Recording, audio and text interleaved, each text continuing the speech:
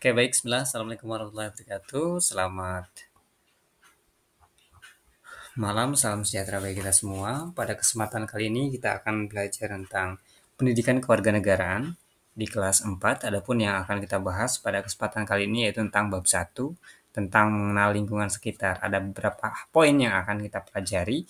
Yang pertama ada identitas masyarakat di lingkungan tempat tinggal kita atau tinggalku. Menghargai perbedaan identitas masyarakat, ya kita harus menghargai, ya. Karena Indonesia ini disatukan oleh beberapa perbedaan tentunya, ya. Terus lagi di sini ada mengenal perangkat desa dan kelurahan, ya. Lalu ada menjelajah lingkungan tempat tinggalku. Oke ya, kita langsung saja kita pelajari nomor 148. Oke.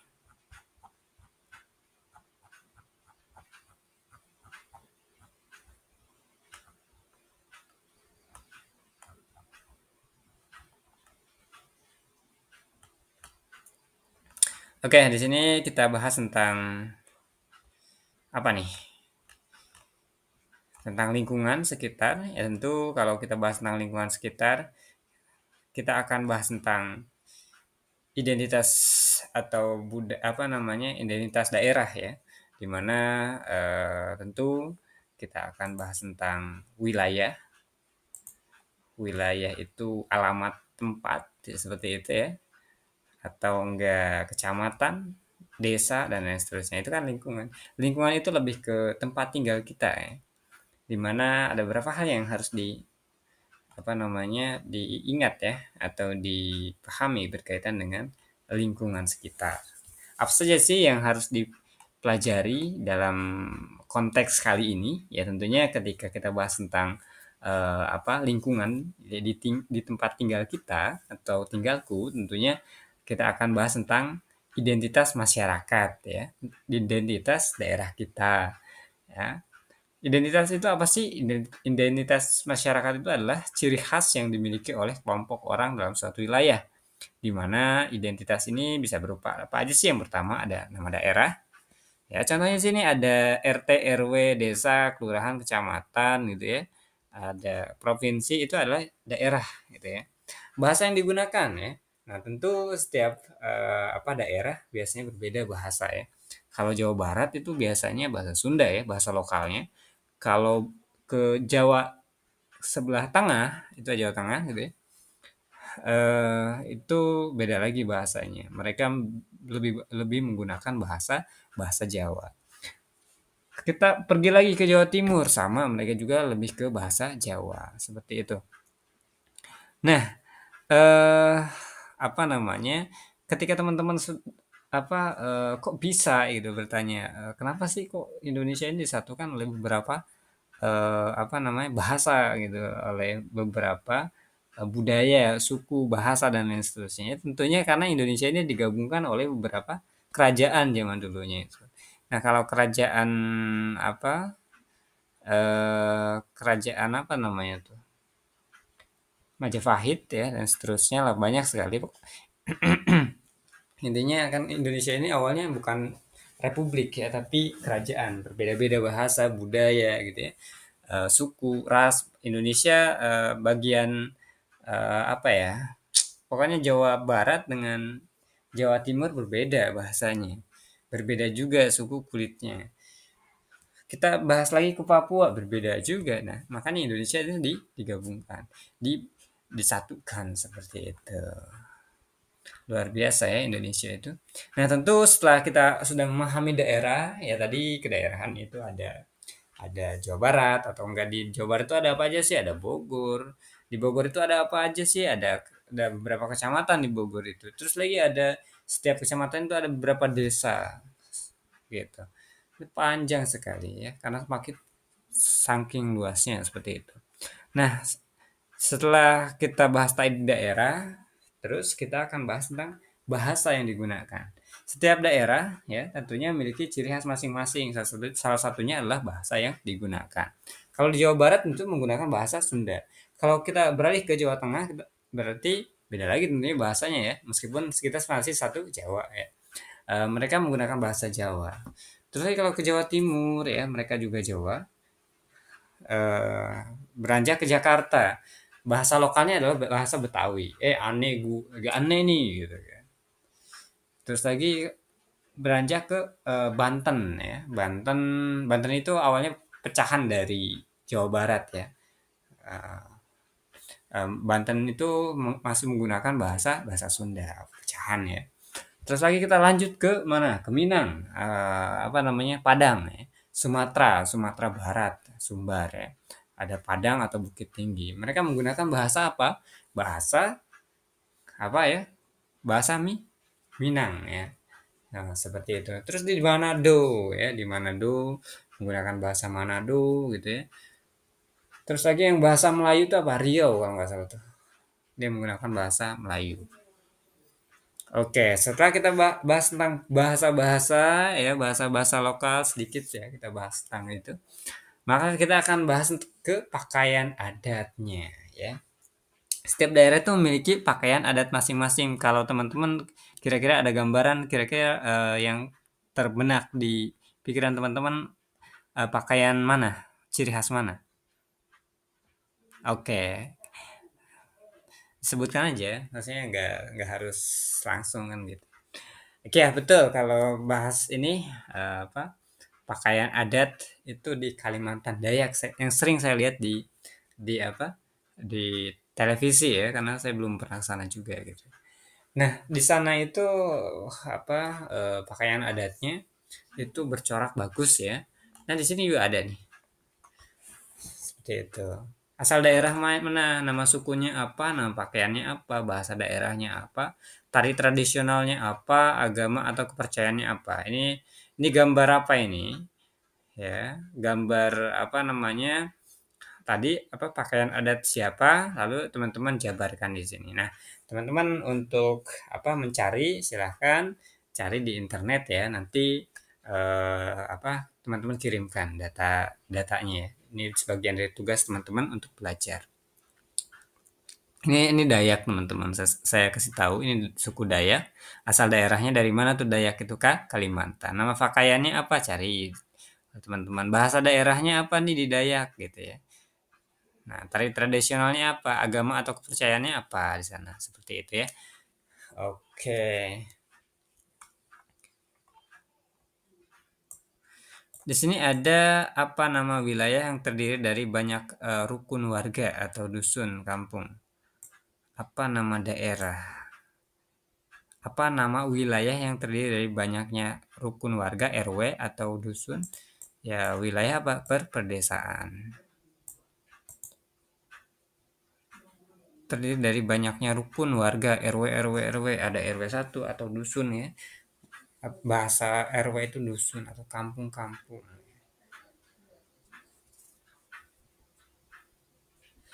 Seperti itu. Nah, kalau bahas tentang pakaian adat, yang sering saya lihat sih itu di Kalimantan yang saya sering lihat ya. Terus lagi di Papua juga pakaian adatnya seperti itulah. Teman-teman bisa cari ya banyak sekali informasi-informasi di internet. Terus lagi apa lagi? Terus lagi ya kalau kita lihat di Banten tuh ada apa namanya apa ya Pandeglang Banten itu. Itu yang Baduy, ya baru ingat saya ya. Nah di Baduy itu apa namanya mereka ciri khasnya itu atau pakaiannya itu ya dengan apa namanya batik yang warna biru ya biasanya terus diudeng terus dia bikin sendiri dia nggak menggunakan apa namanya mesin ya dia ditenun sendiri pakai manual seperti itu bagus ya cuman ya bisa apa namanya bisa lama dalam produksinya biasanya begitu ya, ya cuman mereka tidak menggunakan dari peralatan-peralatan canggih mereka hanya mengandalkan alam kalau di Baduy itu ya seperti itu. Nah itu adalah pakaian adatnya banyak sih anak-anak tuh ya atau sering tuh pakai baju putih itu adatnya tuh pakaian adatnya. Terus lagi agama atau kepercayaan. Nah, setiap daerah tentu memiliki agama atau setiap apa namanya masyarakat yang ada di wilayah tentunya memiliki agama atau kepercayaan. Nah, tadi disampaikan juga ya, kepercayaan atau agamanya apa? di daerah sana, di wilayah sana kebanyakan atau mayoritasnya seperti itu ya. Karena apa? Karena di Indonesia ini digabungkan atau memiliki banyak agama. Maksudnya ada beberapa agama yang ada di Indonesia.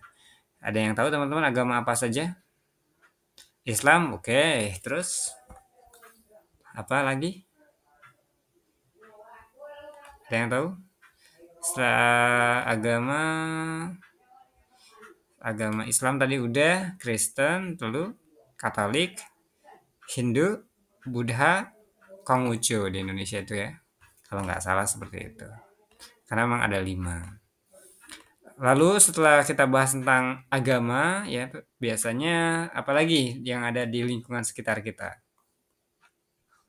Kegiatan sosial atau budayanya.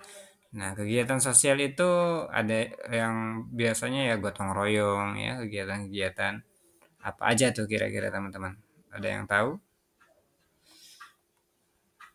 Nama daerah di mana, kegiatannya apa, pakaian adatnya apa, misalnya. Kalau di Jawa Barat, apa namanya, daerah atau wilayah Jawa Barat ya, itu Kabupaten Bogor ya tentunya, misal Desa Sukaharja lah atau desa di kita gitu ya. Nah, contoh itu adalah identitas nama daerah seperti itu. Terus bahasa yang digunakannya apa? Bahasa Sunda biasanya ya, di daerah sini itu gitu karena Jawa Barat ya. Tadi pakaian adatnya apa sih ya? Kalau di Jawa Barat tuh lebih ke kebaya sih ya, kebaya yang Sunda itu mirip untuk perempuan biasanya kan. Terus lagi apa? Udah itu aja sih kebaya kalau di apa Jawa Barat. Tapi masih banyak sih, cuman saya lupa gitu ya. Cuman teman-teman bisa cari aja. Terus agama atau kepercayaannya banyak ya. Di kita itu ada beberapa agama ya. Namanya juga luas ya. Kita nggak cuman sekampung atau cuman sekampung sih. Cuma hitungannya kecil ya. Mungkin apa ketika satu kampung itu ya satu agama biasanya kan kalau luas provinsi kan banyak tuh ya. Atau enggak sedaerah gitu ya. Sekecamatan aja. Wah, ada berapa. Nah, kegiatan sosial atau budaya ya, kegiatan dilakukan bersama oleh masyarakat sebagai bentuk kebersamaan gotong royong ya. Biasanya apa sih gotong royong membersihkan lingkungan ya, arisan warga ya, posyandu biasanya itu. Biasanya orang-orang yang sering kumpul aja situ. Yang apa mengikat kebersamaan intinya gitu. Tradisi kebiasaannya apa sih ya di acara pernikahan tentunya kalau di Jawa Barat ya apa upacara adat pernikahannya gitu. Kalau di Jawa itu lebih Jawa nih ya, lebih ini lagi ya harus pakai apa namanya kayak keris gitu-gitu nih ya. Terus lagi pakai apa kayak peci tapi bukan peci apa sih bahasanya? Saya kurang paham juga ya. Terus lagi apa lagi nih tradisi ya. Oke, nanti teman-teman boleh nih ya dijawab nih berkaitan dengan apa namanya? Apa nih? Ini baju adat siapa? Dari mana asalnya? Sukunya apa? Nama pakaiannya apa? Bahasa daerahnya apa? Tari tradisionalnya apa? Dan kepercayaannya apa? Gitu ya. Oke. Nah, kita akan bahas tentang membaca ya. Nah, ini deh. Kalau kita bahas tentang di sini bahasnya adalah pakaian nih. Dan nih pakaianku bagus tidak? Nah, kan. Berarti kalau lebih ke pakaian biasanya apa tadi ciri khas ya.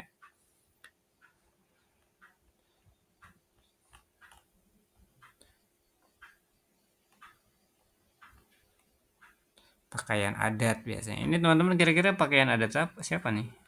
Ini pakaian suku Bugis dari Sulawesi Tengah. Nah, seperti ini ya. Eh, apa namanya tuh? Contohnya ya. Nah, teman-teman untuk lebih jelasnya ya silahkan dicari saja di internet sekarang itu udah lebih mudah ya. Nah, ini juga ada beberapa identitas ya terkait dengan pakaian adat. Boleh teman-teman cari ya di internet ya. Seperti itu. karena kita kan belajar mandiri juga dan waktu juga terbatas. Supaya teman-teman aktif gitu ya. Ini suku Dayak katanya di Kalimantan Tengah dengan bahasa Dayak, mengacu dan agama, kepercayaan, keharingan. Gitu ya. Ini juga ada Reog Ponorogo, Jawa Timur ya, kesenian daerah yang pementasannya disertai dengan jaran kempang kuda klumping ya. Oh, Jawa Timur lah ini. Ini identitas budaya biasanya. Terus lagi ada suku Ambon memiliki tarian Cako Lale, Cako Lele sorry yang digunakan untuk menyambut tamu dengan iringan alat musik tinta dan suling. Ya, yes. Di Indonesia ini tadi sampaikan bahwasanya banyak perbedaan sehingga menjadi menjadi ciri khas negara.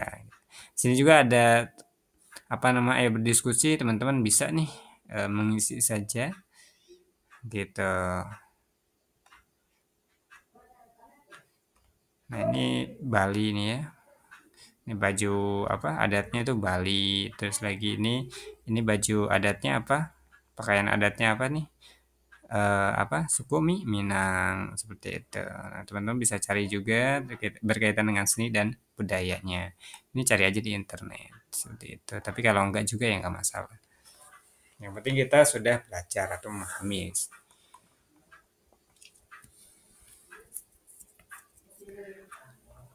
Nah, di sini menghargai perbedaan identitas masyarakat. Berarti kalau kita bahas tentang perbedaan ya, identitas ya, biasanya lebih ke agama, suku ya, budaya ya, kita harus saling menghargai. Di sini ada teks ya, atau terlalu panjang, saya nggak akan baca. Tapi kalau teman-teman ingin baca, silakan cari di perpus ya bukunya ya. Oke, biar cepat saja pembelajaran kita. Nah, ayo berdiskusi, bentuklah kelompok diskusi yang terdiri dari 4-6 orang, tentukan sikap dan perilaku yang ditunjukkan masyarakat sesuai gambar yang disajikan. Sikapnya, perilakunya bagaimana? Silaturahmi kebinekaan di gereja Katolik. Nah, ini apa ini? Perilakunya sangat toleransi, ya, sangat baik, sikapnya baik nih, karena apa? Silaturahmi, ya, kebinekaan, ya, artinya berbeda-beda, artinya kita saling toleransi, saling menghargai. Misalnya di ini Islam ya, anggapnya mungkin Islam, ada pecinya, ya, terus mereka datang ke gereja, silaturahmi kebinekaan di gereja Katolik. Nah, ini mereka ini sudah termasuk ke dalam saling menghargai. Mereka berjabat tangan, turut support seperti itu ya. Terus perilakunya baik. Di sini kearifan lokal masyarakat adat Cirende Cimahi. Sedang ngapain mereka nih? Sedang membuat keripik. Nah, sikapnya gimana? Baik. Ini saling gotong royong. Perilakunya baik gitu ya. Toleransi, kalau toleransi ini tadi. Oke, lanjut menghargai kebinekaan masyarakat Indonesia. Berarti kalau kita bahas tentang menghargai kebinekaan, berarti kita bahas tentang apa, teman-teman? Saling menghargai antara perbedaan. Karena Bhinneka Tunggal Ika itu adalah semboyan dari apa? Berbeda-beda tapi tetap satu tujuan. Indonesia ini digabungkan oleh beberapa suku, agama, budaya, ras ya. Perbedaannya mungkin dari bahasanya, dari suku suku dari sukunya, dari kulitnya, seperti itu. Ras itu kulit ya. Kalau kalau bahasa itu ya bahasanya ya tadi, dan agamanya. Yang biasanya saling konflik itu di agama kalau zaman dulu ya. Gitu. Indonesia bisa, negara Indonesia berbineka tunggal ika, ragam suku dan budaya, tetap damai bersaudara. Ini lagu Indonesia bisa, tidak usah lah ya. Kita lebih cepat saja pembelajarannya teman-teman ya, supaya materi yang disampaikan tidak terlalu panjang kemana-mana gitu ya. kita langsung saja. Nah, kalau sekarang kita bahas tentang perangkat desa dan kelurahan. Nah, masih berkaitan dengan lingkungan. Tentu kita ketika kita berada di daerah ya, kita ada di mana nih misalnya. Tentu kita ada yang memandui, ada yang memimpin ya. Siapa itu pemimpinnya ya di daerah itu gitu. Nah, di sini ada struktur organisasi pemerintah desa. Nah, kita anggapnya desa, karena kita misal tinggal di desa. Terus saya kalau di kota ya di perkotaan, kelurahan bahasanya. Kalau di desa itu khusus untuk kabupaten, misalnya kabupaten atau desa itu identik dengan daerah yang apa namanya yang masih asri, artinya masih belum begitu maju ya. Kalau kota udah maju banget gitu ya.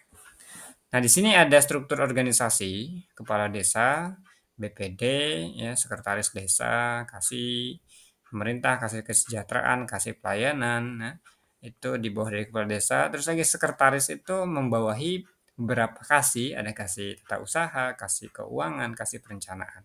Dan di bawahnya lagi kepala desa itu apa namanya bertanggung jawab terhadap kepala dusun atau memiliki anak buah lah bahasanya ya. Ke bawahnya itu ada kepala dusun 1, 2, 3, dan 4. Disesuaikan, biasanya ada berapa dusun di daerah kita, gitu, di desa kita. Nah, ini adalah struktur organisasinya. Nah, BPD ini sebagai apa? BPD ini sebagai pengawas. Pengawas itu seperti apa sih fungsinya? Mengawasi. Misalnya ada keganjalan, mereka harus aktif. Mereka harus menjaga amanah yang diberikan negara. Apa itu? Gitu ya. Negara memberikan amanah untuk kepala desa untuk mengelola masyarakat dengan baik. Kalau ada kejanggalan gimana? BPD juga harus tadi mengawasi agar apa? Agar realisasi pengembangan itu berjalan dengan baik gitu. Agar kepala desa itu berjalan dengan baik seperti itu. Karena apa? Diawasi. Kalau tanpa pengawasan seperti apa? Ya kalau tanpa pengawasan ya hancur. Ya. Jadi gimana gue aja kan gitu ya. Jangan sampai seperti itu. Nah itulah. Nah itu BPD ini sebagai apa pengawas, kepala desa ini sebagai yang bertindak ya. Apa namanya kalau diibaratkan legislatif dan eksekutif ya. BPD itu sebagai legislatifnya mengawasi gitu ya. Kalau kepala desa itu di eksekutif yang bertindak. Yang bertindak apa maksudnya? Yang bertindak apa namanya untuk membangun desanya. Di sini kan banyak nih, ada beberapa susunan ya. Salah satunya ada kasih pemerintah, kasih kesejahteraan ya. Fungsinya ya jelas kesejahteraan untuk memberikan kesejahteraan untuk masyarakat ya. Terus lagi ada kasih pelayanan, memberikan pelayanan untuk masyarakat. Terus lagi ada kasih pemerintah. Kasih pemerintah itu lebih ke pemerintahan ya. Dia yang komunikasi ke atas ya, ke pemerintahan. Misal nih ada sangkut paut dengan dinas, sangkut paut dengan kecamatan nih bergerak tuh kasih pemerintah. Nah, terus lagi ada sekretaris desa. Sekretaris desa ini dia yang apa bertanggung jawab terhadap kasih tata usaha. Ya, tata usaha itu TU-nya lah bahasanya, tentang pemberkasan dia tuh. Terus lagi ada kasih keuangan. Kasih keuangan dia sekretaris juga bertanggung jawab terhadap kasih keuangan. Mereka harus membuat laporannya tentang penggunaan anggaran desa. Terus lagi ada kasih perencanaan. Nah, kasih perencanaan ini buat perencanaan nih. Perencanaan untuk apa nih? Ya, ada 3 aspek yang harus direncanakan. Ada kesehatan, pendidikan, dan ekonomi. Apa aja yang harus direncanakan? Dipersilahkan dikembalikan kepada para kasih. Nah, barulah kepala dusun bertanggung jawab terhadap dusun-dusunnya ya, terhadap wilayah-wilayahnya. Misalnya dalam satu dusun itu biasanya ada beberapa RT, RW gitu ya. Seperti itu.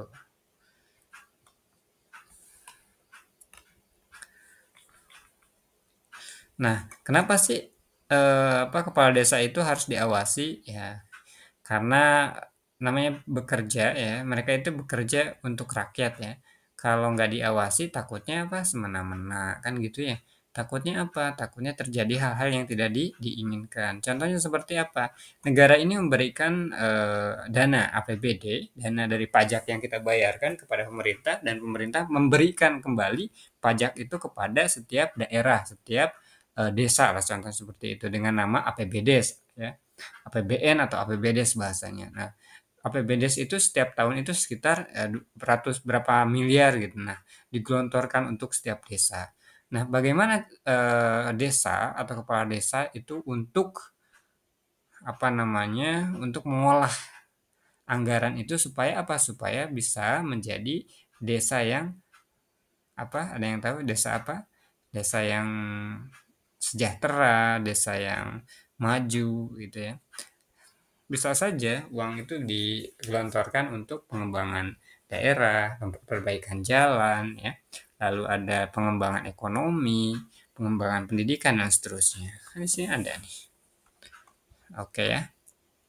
Nah, kalau tadi struktur organisasi di desa, kita akan bahas sekarang struktur organisasi ke kelurahan. Nah, kalau di kelurahan itu beda ya, bukan di desa ya, tapi di kota. Kalau di desa itu namanya desa, kepala desa. Kalau di kota itu namanya lurah, gitu. Nah, di sini strukturnya singkat, simpel seperti ini untuk lurah itu. Nah, just information aja, lurah itu diangkat langsung oleh pemerintah, namun kepala desa itu tadi yang di desa ini dia diangkat oleh masyarakat dengan cara mufakat atau pemilihan desa gitu. Pildes, ya, pemilihan desa. Nah, untuk kita bahas lagi tentang kelurahan. Nah, lurah itu memiliki kelompok jabatan fungsional dan sekretaris kelurahan ya. Di bawahnya itu untuk apa namanya? Untuk mendukung ya, untuk membantu pekerjaan lurah seperti itu ya. Kalau sekretaris lebih ke data, kalau kelompok jabatan fungsional seperti tadi ada kasih-kasihnya. Nah, di bawahnya ini ada seksinya, seksi satu, seksi 2, seksi 3, seksi 4. Nah, beda lagi ya. Kalau tadi kita kan bahasanya dusun. Nah, seksi ini lebih tepatnya dia yang apa namanya tugas fungsinya hampir mirip dengan kepala dusun ya. Setiap daerah ya memiliki penanggung jawab gitu ya. Ya, kalau di kelurahan disebut seksi satu sampai seksi berapa banyak ya, sesuai dengan daerahnya. Nah, kalau kita bahas di sini, kita bahas ini mengenal perangkat desa atau kelurahan. Perangkat ya, pemerintah, desa, kelurahan.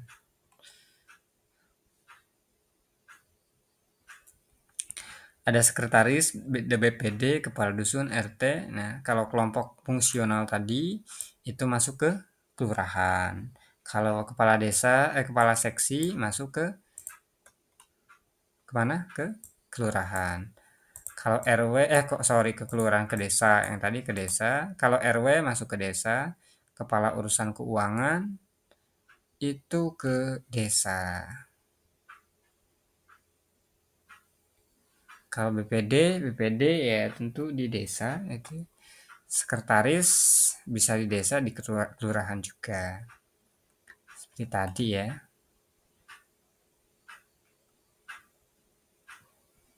Tinggal ditarik-tarik aja seperti itu. Desa mana nih yang ke desa, mana yang kelurahan gitu. Misal gini, tarik aja seperti ini, mana ya.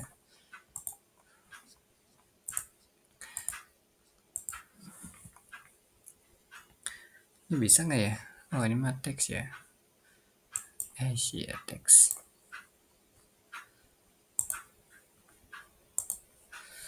Oke. Oke deh, ini mah teks nih.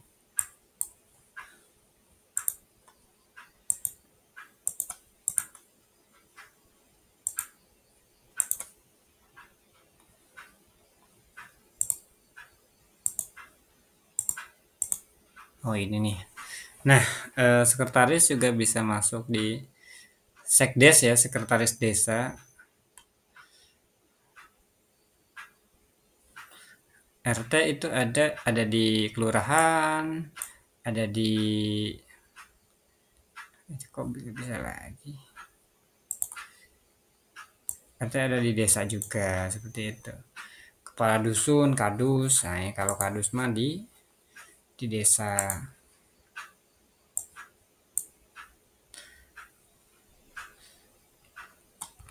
Ini kan hubungkan dengan garis antara perangkat di sisi kiri dengan sesuai dengan struktur organisasi pemerintahannya. BPD itu ada di desa ya.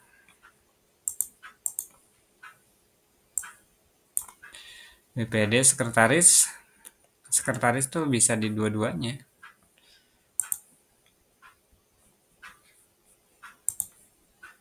Seperti ini. Lalu kelompok jabatan fungsional itu masuk ke kelurahan. Tinggal tarik aja seperti ini. Kepala seksi kasih ya, kepala seksi itu kan banyak tuh di desa itu ya.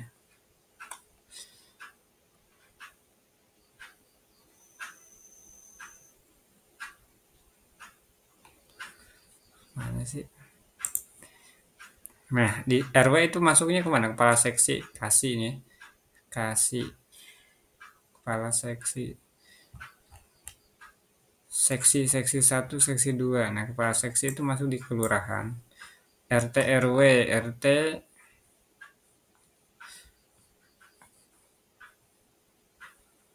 mana sih ini? RW itu masuk di desa. Kepala urusan keuangan, kalau kepala apa yang ngurus keuangan adanya di desa nih.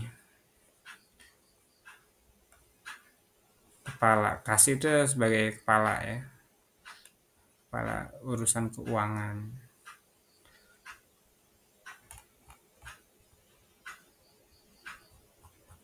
Nah, seperti itu, tinggal tarik aja. Oke.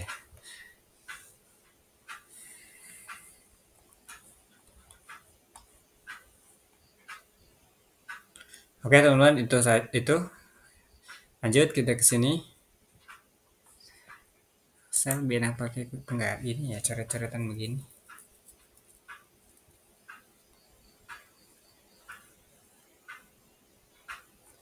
Nah, di sini untuk tentang perangkat daerah, tentukan tugas dan fungsi dari setiap perangkat pemerintah desa atau kelurahan. Nah, tadi juga sudah saya sampaikan ya, berdasarkan cerita tersebut, kalau ini sih lebih ke cerita. Berkunjung ke kantor desa Bhinneka ya. Ini nggak usah lah ya, teman-teman udah paham juga mungkin secara ringkas ya, karena memang teman-teman juga bukan dari kelas 4 lagi gitu kan. Nah, kalian akan bermain tebak-tebakan di sini. Di sini pertanyaannya, apa yang akan kamu lakukan jika ada murid baru yang berbeda suku serta agama dan kepercayaan denganmu? Apa jawaban Anda? Jika teman Anda itu apa namanya berbeda agama lah ya atau kepercayaan, apa ya nggak masalah, saya akan ajak dia bermain dan belajar bersama tanpa membeda-bedakan suku serta agama dan kepercayaan, seperti itu ya.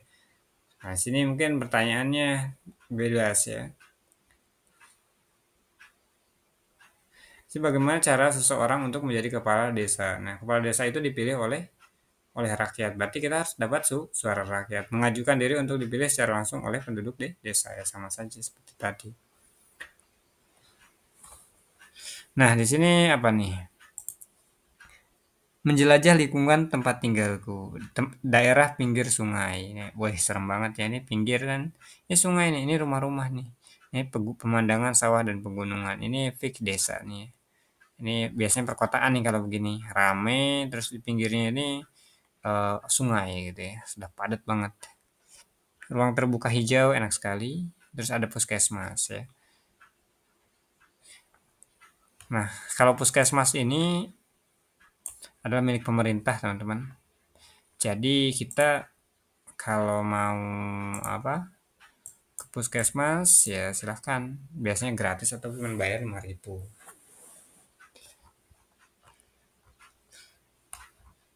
Sini juga ada apa nih ya? Alam, gambar, wilayah, contoh. Aduh, ini disuruh nyari gambar. Tidak usah lah ya, kita sudah tidak penting begituan. Ini apa nih ya?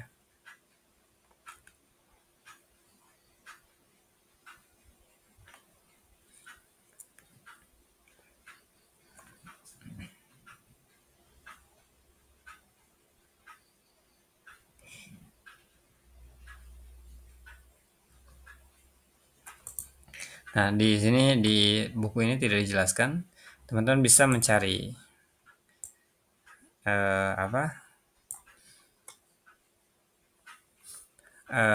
Apa ini? Pakaian adat ya. Ini pakaian adat dari mana? Kalau dari sorry, bentar. Kalau dari mana nih? Banten, mungkin bukan ini. Ini lebih dari lebih tepatnya di Solo, Daerah Istimewa Yogyakarta atau Solo nih ya, antara dua itu dan Surabaya ya.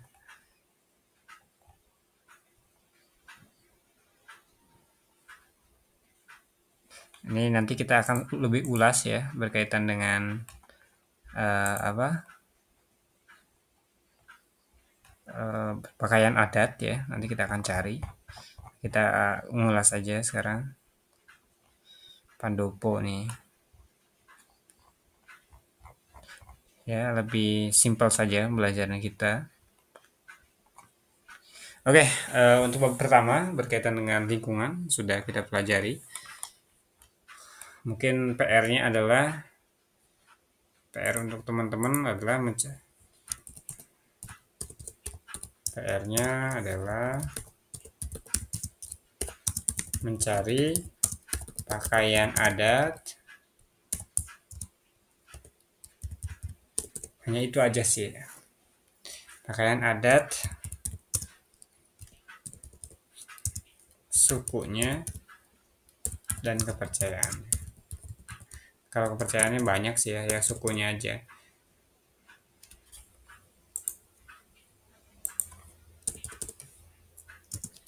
Wilayah, mencari wilayah pakaian adat. Nanti akan di-share di apa? Di menu informasi ya, tugas.